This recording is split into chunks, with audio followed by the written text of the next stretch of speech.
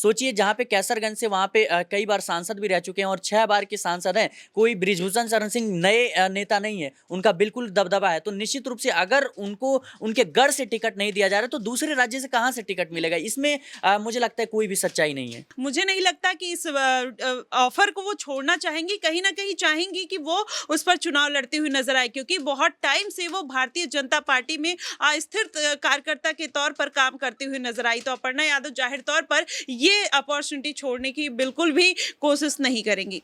लेकिन आगामी वक्त में जिस तरीके का जो सियासी संग्राम छिड़ा हुआ है, जो सियासी घमासान यहाँ मचा हुआ है, ऐसे में बीजेपी भी ये चाहेगी कि कोई जिताऊ कैंडिडेट यहाँ से चुनावी मैदान में उतरे और इसीलिए 26 अप्रैल का इंतजार किया जा रहा है ताकि न्यायपालिका का जो निर्णय आएगा उसके आधार पर ही कोई आगामी फैसला लिया जा सके। नमस्कार, मैं नाज़मीन खान और आप देख रहे हैं SPN9 न्यूज। 2023 में हुए 5 राज्यों में विधानसभा चुनाव के मद्देनजर भारतीय जनता पार्टी एक एजेंडा लेकर चलती हुई नजर आई कि हम किसी भी चेहरे का ऐलान नहीं करेंगे कि हम किस चेहरे पर विधानसभा का चुनाव लड़ रहे हैं। ये चुनाव कमल चिन्ह पर होगा, ये चुनाव प्रधानमंत्री नरेंद्र मोदी के चेहरे पर होगा, जीता भी जाएगा।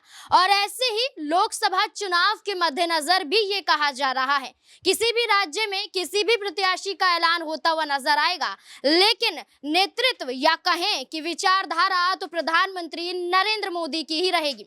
ऐसे में उत्तर प्रदेश में अभी 2 सीटों पर प्रत्याशियों का ऐलान करना बाकी है। एक तो रायबरेली सीट है और दूसरी है केसरगंज। केसरगंज से सांसद हैं बृजभूषण शरण सिंह। बृजभूषण शरण सिंह की बात करें, अभी तक तय नहीं हो पा रहा है कि वहां से उन्हें टिकट मिलेगा या फिर नहीं।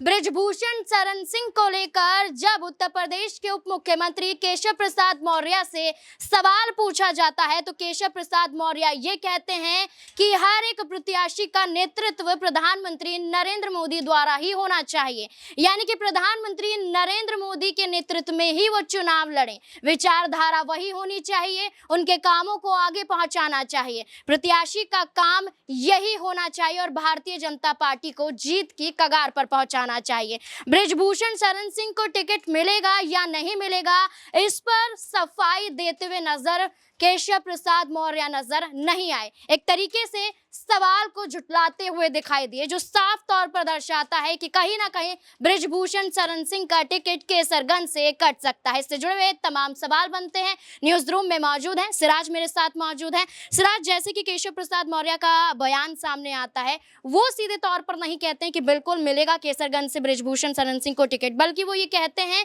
कि प्रधानमंत्री नरेंद्र मोदी के मार्गदर्शनों पर चलना है और उनकी ही नीतियों को लेकर आगे चलकर जीत हासिल करनी है। यानी कि वो साफ तौर पर दिखाने की कोशिश कर रहे हैं कि अभी कुछ भी क्लियर नहीं है कि यहाँ पर बृजभूषण शरण सिंह को टिकट मिलेगा या नहीं मिलेगा। आपको क्या लगता है कि केसरगंज से इस बार वो प्रत्याशी होंगे या फिर नहीं? जी बिल्कुल, कहीं ना कहीं इसको लेकर असमंजस की स्थिति ज़रूर बनी हुई है। जिस तरीके से अभी बीजेपी लगातार अपनी सूची निकाल रही है, लेकिन कहीं ना कहीं उसमें कैसरगंज से किसी भी प्रत्याशी को मौका नहीं दिया गया है। निश्चित रूप से इसमें इसके कई पहलू हैं। एक तो 5वें चरण में जो है हरियाणा की 10 लोकसभा सीटों पर जो है चुनाव है और ऐसे में कहीं ना कहीं और कैसरगंज से 6ठे जो चरण है वहाँ पर चुनाव है। तो अगर बृजभूषण को टिकट देती है बीजेपी तो निश्चित रूप से जो हरियाणा की जो 10 सीटें हैं वहाँ पर कहीं ना कहीं खमियाजा भुगतना पड़ सकता है बीजेपी को। यही वो बड़ी वजह हो सकती है कि बृजभूषण सिंह को अभी जो है टिकट नहीं दिया गया है और लगातार बीजेपी जो है वो बृजभूषण से दूरी बना रही है। सिर्फ बृजभूषण को ना लेकर हम कहें कि रमेश बिधूड़ी या जयंत सिन्हा या तमाम जो बड़े चेहरे थे जो कहीं ना कहीं अपने बयानों के जरिए बीजेपी को पहले फायदा जरूर पहुंचा चुके हैं, लेकिन कहीं ना कहीं उसके चलते विवादों में भी जरूर रहे हैं। तो बीजेपी इस बात को बखूबी समझती है कि अब जो चेहरे विवादों में हैं, जिनके ऊपर किसी भी तरह का आरोप है, उनसे कहीं ना कहीं बीजेपी बचते हुए निकल रही है। और निश्चित रूप से इसी कड़ी में देखें तो रमेश बिधूड़ी का टिकट काटा गया, इसी कड़ी में देखें तो बृजभूषण सिंह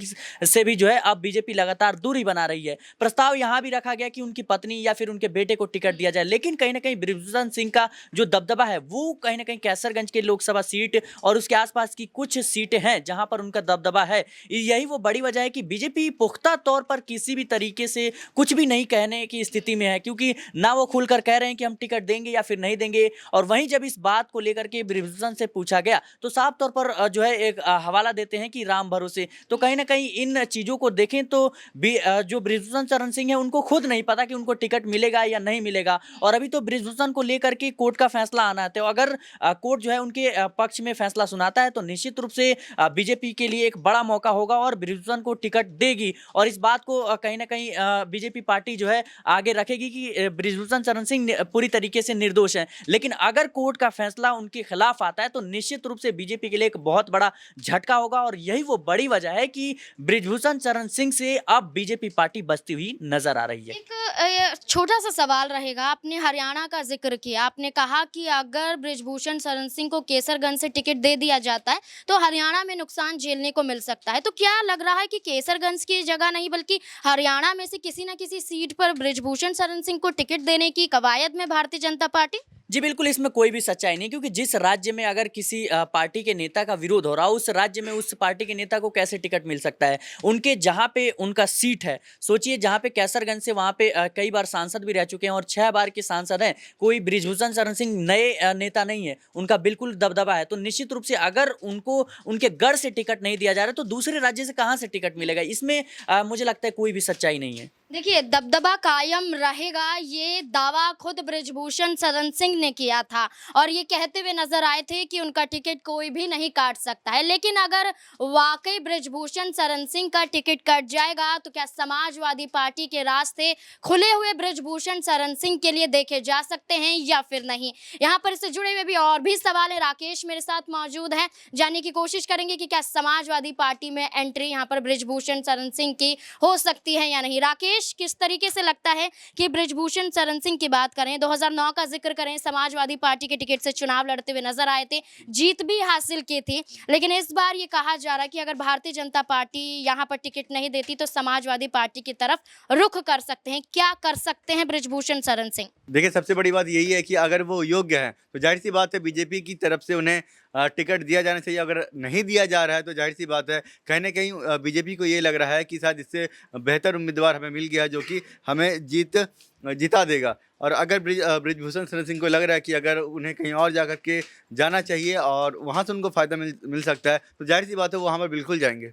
देखिए, बिल्कुल बृजभूषण शरण सिंह कहीं भी जाएंगे। बृजभूषण शरण सिंह ही क्यों नहीं, बल्कि इसके अलावा औरों नाम का जिक्र करें और नामों का भी जिक्र करें तो अपर्णा यादव का भी नाम हम ले सकते हैं, क्योंकि चर्चा चल रही थी कि अपर्णा यादव को भी अभी टिकट देना बाकी है। हो सकता है कि केसरगंज से अपर्णा यादव को टिकट दे दिया जाए। चर्चाएं तो ऐसे भी तेज हो रही हैं, क्योंकि राजनीति में रहना है तो किसी ना किसी सीट पर तो जरूर उतरना है, राजनीति में रहना है तो किसी ना किसी पार्टी का सहारा भी जरूर लेना है। तो माही मेरे साथ मौजूद है, क्या यहाँ पर अपर्णा यादव को केसरगंज से टिकट दिया जा सकता है अगर बृजभूषण शरण सिंह के अलावा किसी और चेहरे पर भारतीय जनता पार्टी दाव आजमाती है तो?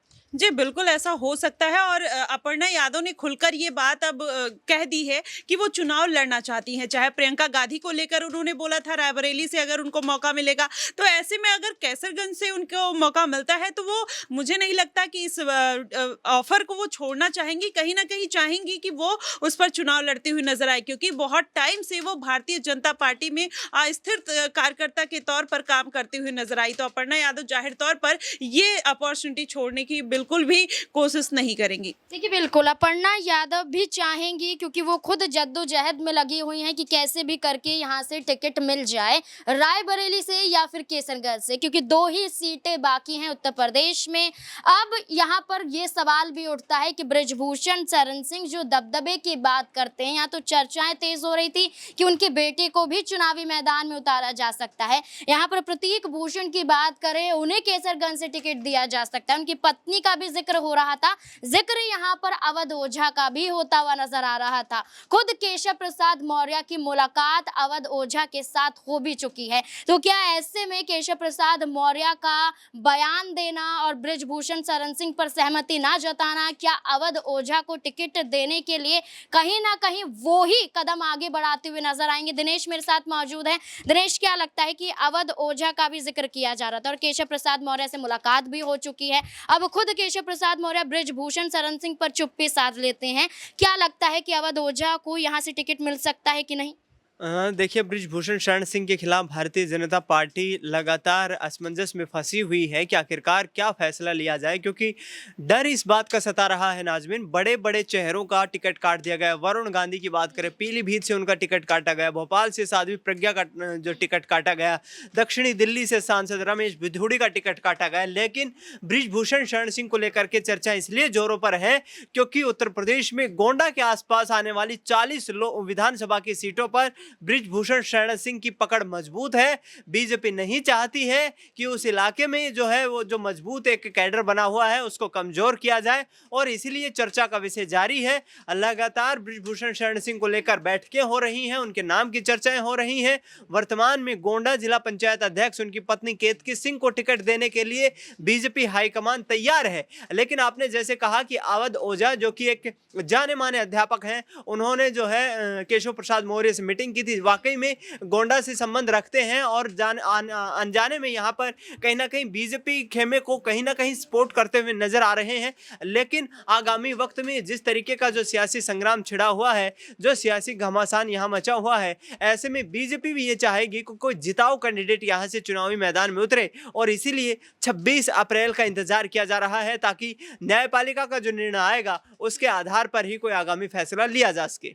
देखिए बिल्कुल, क्योंकि खुद बृजभूषण शरण सिंह यौन शोषण में शामिल पाए जाते हैं, यौन शोषण के आरोपों में घिरे हुए हैं, और महिला पहलवान यही चाहेंगे कि बृजभूषण शरण सिंह चुनाव ना लड़ें। लेकिन बृजभूषण शरण सिंह जो दबदबे की बात करते हैं, वो बृजभूषण शरण सिंह जो कहते हैं कि टिकट कोई भी नहीं काट सकता है, क्या बृजभूषण शरण सिंह के इन बयानों के आधार पर उन्हें टिकट मिलता हुआ नजर आएगा? क्या उनका दबदबा कायम रहेगा, या फिर भारतीय जनता पार्टी एक बार फिर से बृजभूषण शरण सिंह के खिलाफ उतरती हुई नजर आएगी? जब यौन शोषण के मामले में बृजभूषण शरण सिंह पर आरोप लगे थे, तब बृजभूषण शरण सिंह के खिलाफ भारतीय जनता पार्टी कहीं ना कहीं एक कदम उठाती हुई तो जरूर नजर आई थी। अब क्या लगता है इस मुद्दे को लेकर कि बृजभूषण शरण सिंह का टिकट कटेगा या फिर मिलेगा केसरगंज सीट से? क्या है आपकी राय? कमेंट सेक्शन में जरूर बताएं। देखते रहे SPN9 न्यूज। धन्यवाद।